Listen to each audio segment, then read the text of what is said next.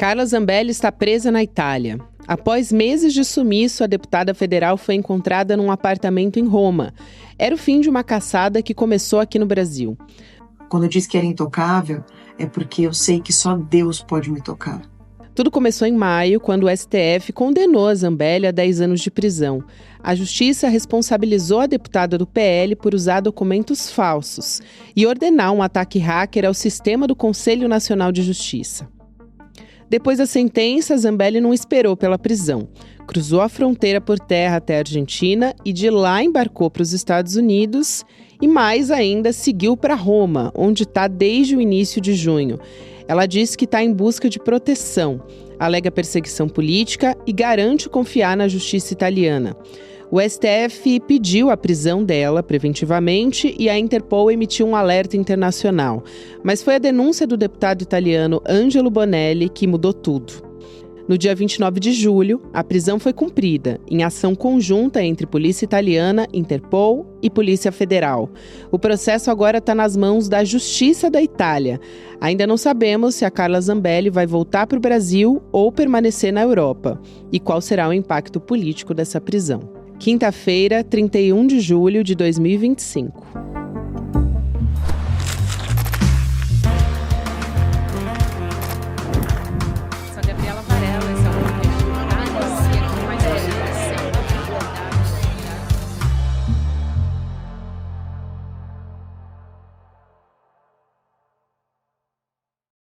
Olá, seja muito bem-vindo, seja muito bem-vinda. Eu sou a Gabriela Varela, esse é o Videocast em Detalhes.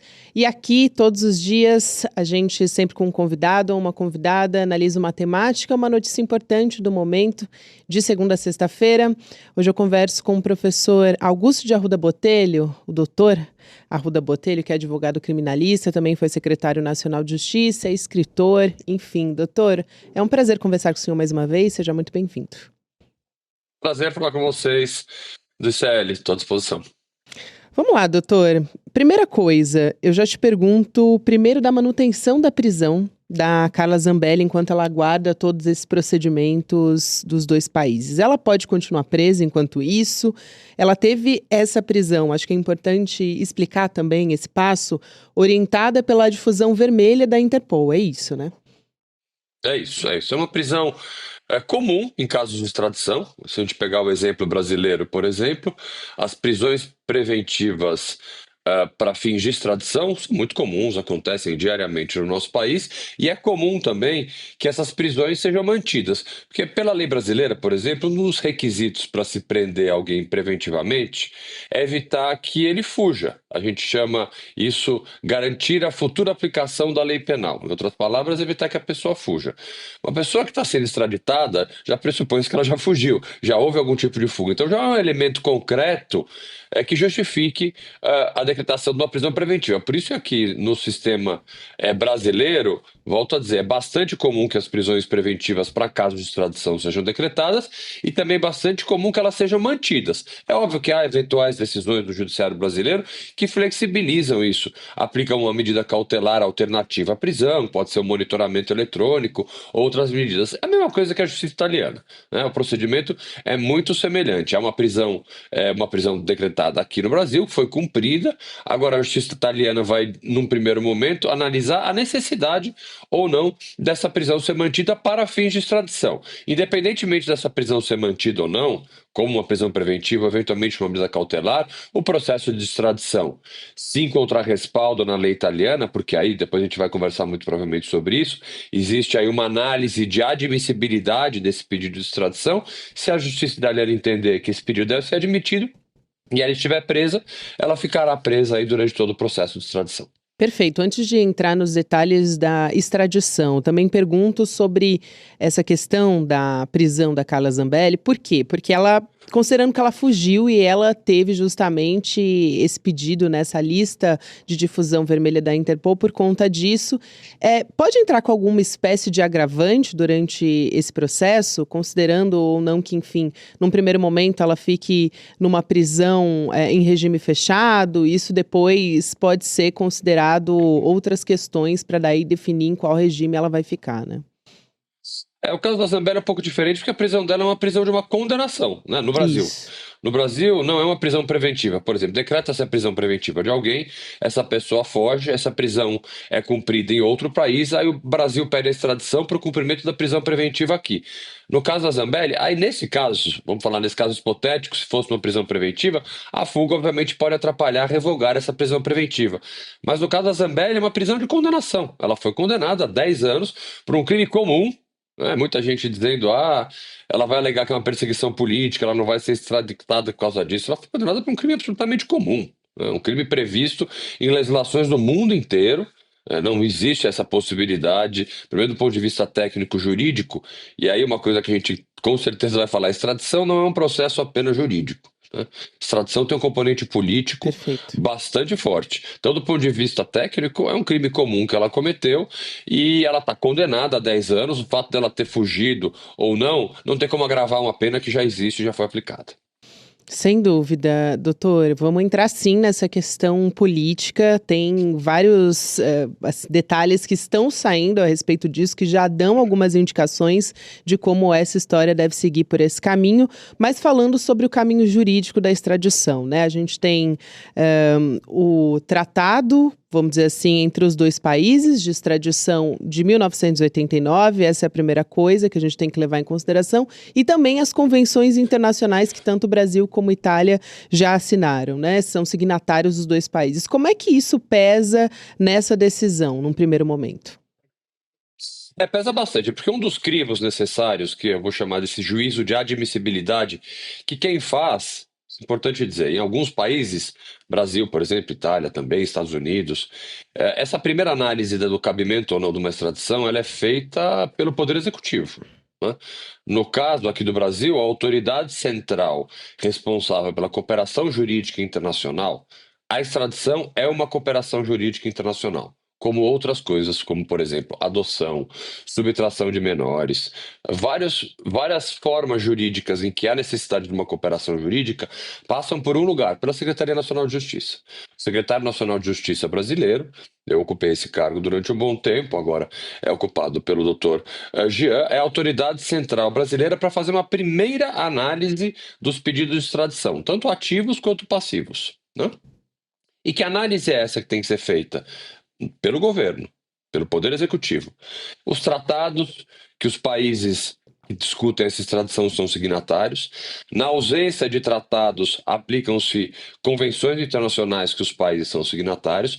O fato de não haver, por exemplo, um tratado assinado não impede uma extradição. Vou dar exemplo de um caso que eu trabalhei enquanto secretário, Tiago Brenan. Lembro-se do Tiago Brenan. Não havia um tratado de extradição ainda assinado, o tratado já estava discutido, estava para ser assinado pelo Congresso Nacional entre o Brasil e Emirados Árabes. Não havia esse tratado. Mas com base na reciprocidade, com base em alguns tratados, ele foi extraditado aqui para o Brasil, onde encontra-se preso. Então, os tratados, obviamente, são um elemento muito importante. Agora, se a gente pegar, por exemplo, o Tratado Brasil-Estados Unidos de extradição, ela é da década de 60. Ele prevê, por exemplo, extradição para casos de bigamia. Olha que absurdo, né? Uma coisa completamente ultrapassada. Mas não por isso você tem que ficar exclusivamente atento aos tratados. Essas convenções, como a Convenção de Palermo, a Convenção de Budapeste, que trata de crimes cibernéticos, nesse caso da Zambelli com certeza vai ser usado, são elementos que essas autoridades centrais de cada país analisam para verificar a viabilidade ou não de uma extradição. Muito bom. E também pegando essa questão de precedente do Henrique Pizzolatto, que foi diretor do Banco do Brasil e que foi condenado no caso do Mensalão. Não é o mesmo caso da Carla Zambelli, ela é uma parlamentar, mas ambos tinham essa questão da cidadania dupla. E eu quero saber o quanto isso pode funcionar como um atenuante ou não. E a outra questão Não. é, a extradição dele levou ali cerca de 2 anos até acontecer. É o tempo que normalmente se dura mesmo ou depende de cada caso? Uhum. Vamos começar pela questão da cidadania. A cidadania, no caso italiano, não impede a extradição. Do Brasil impede, né? O Brasil tem na sua Constituição a proibição de se extraditar brasileiro nato, né? Então, essa previsão na legislação italiana é um pouco diferente. Apesar de uma pessoa ter, e o caso da Zambelli é esse, uma cidadania italiana também, a justiça italiana tem entendido já há muitos anos que o que se fixa é a cidadania, vamos dizer assim, em que ela mais, eu não vou se dedica, onde ela de fato reside, né? Eu, por exemplo, tenho cidadania italiana, mas eu resido no Brasil, eu tenho 47 anos, resido no Brasil há 47 anos. Então, eu sou muito mais brasileiro do que italiano. É o mesmo caso da Zambella, ela não tem como se utilizar do fato de ser também cidadã italiana para escapar de uma extradição. Então, essa é a primeira pergunta. Com relação ao ponto número dois, dizer prazo em matéria de justiça é quase que acertar na loteria. Obviamente, a gente com experiência pode prever um pouquinho. Não é um processo rápido, isso eu posso te garantir. Não é um processo rápido. Na minha experiência, tanto como advogado como secretário nacional de Justiça, nos casos que nós tivemos com a Itália, é uma justiça, não vou chamar de uma justiça lenta, mas é uma justiça que segue seus ritos, que tem todos os seus protocolos, uma análise cuidadosa. As coisas demoram. Não é um processo rápido. Não posso garantir para você que é um processo que vai durar anos, porque tem um componente político importante no processo. Pode ser que ele ande mais rápido, mas não é uma coisa de dias ou poucos meses. Isso eu posso garantir. Isso não é automático, né? Falando um pouco ainda dessa questão do tempo, o doutor Vladimir Aras, que conversou com a gente aqui no SL Notícias, ele mensurou um pouco em pelo menos cerca de 6 meses. Acho que dá para falar um pouco desses procedimentos, né? Primeiro, como é que funcionam esses prazos legais? Então, tem a apresentação da documentação oficial por parte do Brasil, que vão passar pelos crivos italianos, né, doutor? O senhor vai poder explicar muito melhor do que eu, mas aí pode chegar também a última instância lá, né, que é uma espécie de tribunal de justiça. Não dá para comparar com o que a gente tem aqui, que é o Supremo Tribunal Federal, nesse caso, né, a última instância que decidiria sobre esse caso. O Supremo Tribunal Federal aqui no Brasil tem a competência de julgar casos de extradição, tudo vai direto para o Supremo. Então tende a ser mais rápido que em outros países. Cada país tem a sua legislação, tem o seu rito. A justiça italiana, ela tem, obviamente, o crivo primeiro administrativo, que é quem faz é o governo, assim como aqui no Brasil, e depois você tem um trâmite judicial que pode haver mais recursos do que aqui no Brasil. O número de recursos possíveis para discutir uma extradição na justiça italiana é maior do que o número de possíveis recursos que a gente tem aqui, então tem uma tramitação que não é rápida. O Dr. Vladimir Aras é um grande entendedor de matéria de cooperação jurídica internacional. Se ele dá uma previsão de mais ou menos 6 meses, a possibilidade dele estar certo é bem próxima da verdade. Aí eu entro na questão política, que é muito importante, você já comentou lá no início, né? Extradição não é só um componente jurídico, tem uma questão política muito importante, primeiro para decidir se é seguir ou não com a extradição. Como é que a extrema-direita italiana pode atuar no caso da Carla Zambelli? A gente já tem aqui alguns indicativos, por exemplo, Matteo Salvini quer visitar a Carla Zambelli na prisão, já deu essa declaração publicamente. Também o Bonelli, que foi o parlamentar que indicou onde ela estava, a casa onde ela estava, para que a polícia então pudesse agir, também já disse que existe uma movimentação nesse sentido. Então, qual a possibilidade de interferência política ou até para outros fins, por exemplo, asilo político, pensando em outros atenuantes, alívios nesse processo? A política é um componente extremamente importante em processo de extradição, né? O Brasil não, eu posso falar da minha experiência como secretário, da minha experiência profissional, não há casos em que há mudanças radicais em entendimentos em razão de pressões políticas. Pressões políticas são normais, vai haver nesse caso, com certeza haverá pressão, ainda mais no momento polarizado que a política mundial vive, né? Não é apenas a política brasileira, a política mundial vive esse mal de uma polarização burra, desmedida, não uma polarização democrática, a polarização boa que discute ideias, que todos nós precisamos ter em qualquer país que se chame democrático. Mas essa polarização burra, por assim dizer, ela não acontece só no Brasil. Então vai haver uso político, com certeza, tanto de parlamentares brasileiros, tenho certeza que vai haver caravanas de parlamentares querendo visitar a Zambelli, onde ela estiver presa na Itália, assim como a extrema-direita italiana vai querer fazer uso político disso, porque infelizmente é o momento político que o mundo vive, depende desse tipo de engajamento, vamos dizer assim. A influência disso no resultado final de um processo tende a ser pequena. Acho que essa é a conclusão prática que eu gostaria de chegar. Muito bem, até a deputada Carla Zambelli, ela disse para os advogados dela, só para complementar essa história, né, que ela prefere ser julgada novamente na Itália a pedir asilo político. Isso foi o que disse o advogado dela, o Fábio Pagnozzi. Mas, de qualquer forma, para isso acontecer um outro julgamento, a Itália teria que recusar a extradição para que esse processo acontecesse, né? O caso do Robinho teve alguma semelhança? O caso do Robinho é um precedente muito interessante, que passou por mim, e aí voltando um pouco àquela explicação, né, tem um crivo que é feito pelo governo, né, o pedido de cumprimento de pena do Robinho passou pela Secretaria Nacional de Justiça, fez uma análise profunda técnica, porque não era um caso fácil de analisar, era um caso que precisou ser feita uma análise muito detalhada, ouvir uma série de especialistas, para a partir então dessa decisão de admissibilidade, essa primeira decisão, que no Brasil compete à Secretaria Nacional de Justiça, encaminhar ao Judiciário para o Judiciário decidir, né? Então, de novo, é uma decisão.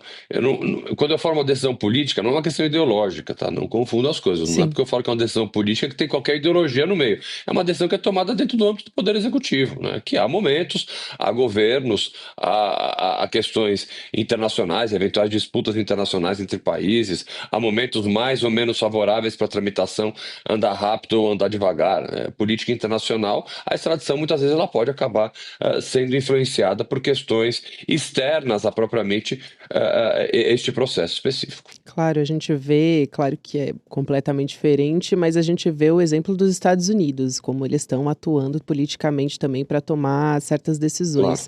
claro. Tem outros pontos que podem ser levantados também, nesses atenuantes, por exemplo, a questão carcerária no Brasil. A gente tem uma das maiores populações carcerárias do mundo, prisões superlotadas, esse tipo de coisa também é levado em consideração? São argumentos que são teses defensivas, sempre são levantadas.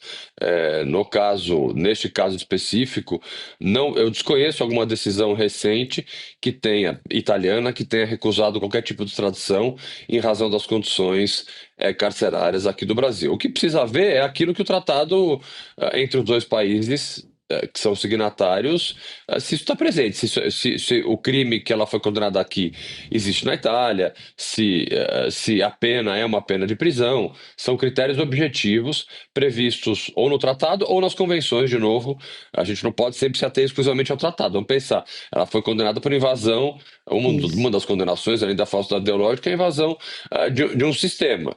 Em 1989 não existia sistema, então o Tratado Brasil-Itália não conseguiria prever hackeamento de sistemas em 1989. Por isso que a gente se socorre, volto a dizer, de outros tratados que os países são signatários, porque muitas vezes tratados são muito longos, muito difíceis de serem assinados. As negociações são extremamente lentas, por isso que a gente tem um tratado com os Estados Unidos, por exemplo, que é da década de 60. Tentou-se muito já mudar, reformar, atualizar. Eu, inclusive, tentei atualizar esse tratado, mas é algo, do ponto de vista de política internacional, muito demorado para fazer. Lembrando que anteriormente até o ministro Alexandre de Moraes já se antecipou e disse que o Brasil dará a Zambelli todas as condições se a Itália autorizar a extradição, né? Anteriormente isso, já no início da fuga, ele disse numa ação, enfim, em documento que não vai sofrer tortura, enfim, nenhum tipo de condição degradante no Brasil. Só aqui para corroborar com essa fala. Nas redes sociais, alguns críticos ao ministro Alexandre de Moraes, olha o absurdo de um ministro do Supremo ter que dizer que alguém não vai ser torturado aqui se cumprir a pena. Isso é praxe. A maioria dos despachos de vários ministros tem essas observações, que é uma observação de praxe, quase que um protocolo que decisões judiciais desse tipo tem. Não é uma exclusividade nem do caso da Zambelli, nem do ministro Alexandre de Moraes. Quem fala, porque infelizmente hoje em dia especialistas em absolutamente nada se arvoram a dar opinião em tudo quanto é lugar, acabam dando uma opinião de matérias que completamente desconhecem. Então levantaram esse ponto, oh meu Deus, precisamos falar que não tem tortura aqui no Brasil para prender alguém. É porque nunca leu um livro de direito penal, muito menos uma decisão judicial do Supremo sobre extradição. Doutor, também tem a outra questão, que é quando ela andou com uma arma em punho às vésperas das eleições em 2022. Esse processo também está correndo nesse momento e deve ter uma decisão a qualquer momento. Como é que isso pesa nessa situação toda da Carla Zambelli? Isso entra como algum tipo de agravante? Se soma? Como é que funciona? Não, como é um novo crime, um novo processo, caso ela venha a ser condenada, a gente vai ter um novo pedido de extradição. Não faz deste pedido de extradição atual mais rápido ou mais demorado em razão a um novo pedido de extradição. O que reforça, caso ela venha a ser condenada por este crime, vamos só lembrar para aqueles que não lembram, ela andou com uma arma em punho perseguindo uma pessoa aqui no Jardim, no bairro, aqui em São Paulo. Não há como se alegar em momento nenhum isso ser um crime político. Só reforça o fato de que o outro crime pelo qual ela já foi condenada também não é um crime político. Né? Essa alegação que vai ser feita por parlamentares de direita, vai ser feita pela defesa dela de que há uma perseguição política contra ela, se enfraquece até, eventualmente, com essa segunda condenação. Muito bem. E aí tem a questão do mandato, que é uma outra coisa que também é importante. Eu ouvi o jurista Valber Agra dar uma explicação sobre por que a perda de mandato não é automática, ainda que a manutenção da prisão da Carla Zambelli continue, né? Ou, enfim, a depender do resultado que a gente vai ter nesse processo de extradição. Mas ele disse que mesmo com essa prisão mantida, é para que o lawfare não seja institucionalizado. Achei interessante, acho que a gente pode discutir aqui. E quais são os processos também movidos, por exemplo, a gente tem na Câmara dos Deputados, o deputado do PT, Lindbergh Farias, entrou com uma ação para que o mandato dela seja cassado. A gente tem também uma possibilidade de perder o mandato por não comparecer às sessões, né, a faltar 1/3 das sessões, enfim. Quais são as possibilidades ali que rondam essa questão do mandato de parlamentar da Carla Zambelli? Bom, aí é uma questão, apesar de ter um contorno jurídico, eminentemente política, né? Uma questão eminentemente política, porque vai se fazer uso, como se tem feito diariamente, o uso de crimes praticados por parlamentares, até inclusive discussões que, no meu ponto de vista, sequer crimes seriam, mas o fato é que isso é muito utilizado para disputa de narrativa política. Eu não vejo, aqui vou dar uma opinião nem tanto de advogado, mas mais de analista político. Eu não vejo o Congresso, lideranças de A ou B lado, se movimentando para evitar a cassação. Eu acredito que a cassação do mandato dela seja algo certo. Vai, obviamente, ser fruto de uma discussão, porque principalmente a direita precisa dessa discussão, né? Então, é um momento, perdão, de narrativa em que a direita está se fortalecendo, né? Uma narrativa, tivemos decisões do governo americano, enfim, não estou entrando aqui no resultado prático dessas decisões, mas é um momento de narrativa, de comunicação, que a direita está conseguindo vociferar bastante. Então vamos fazer uso dessa questão da Zambelli, mas do ponto de vista prático, seja ela, perdão, mais uma vez, seja ela cassada pela ausência, seja pela decisão judicial, eu não vejo movimentações efetivas feitas no Congresso capazes de evitar que ela seja cassada. Muito bem, eu até pergunto isso por uma questão de, por exemplo, aqui no Brasil, a Embaixada Brasileira em Roma, né, que tem atuado ali em conjunto com o Itamaraty, tem sido bastante atuante, cobrando respostas até do governo italiano também. E foi uma apuração até que o Jamil Chad trouxe para a gente no ICL Notícias de como está se dando todo esse rito, todos esses procedimentos, né?